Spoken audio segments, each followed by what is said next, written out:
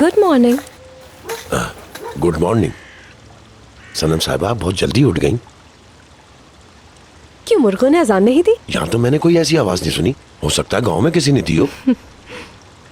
फिर समझे सुबह हो गई। तो हुसैन भाई, क्या हम यहाँ भी एक मुर्गा लेकर आए?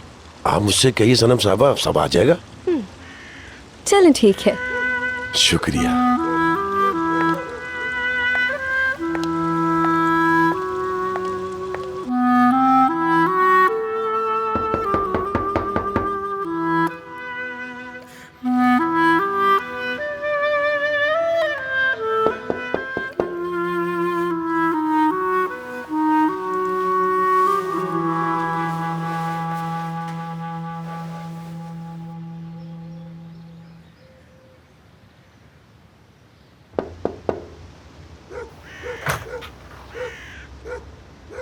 सनम मैडम।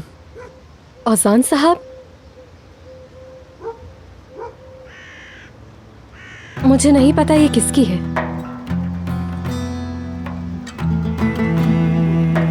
अगर मैं आपसे रिक्वेस्ट करूं तो क्या आप इसे अपने पास रख सकते हैं? हाँ।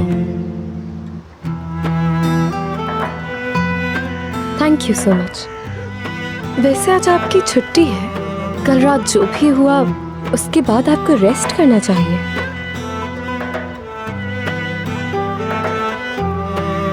Have a good day.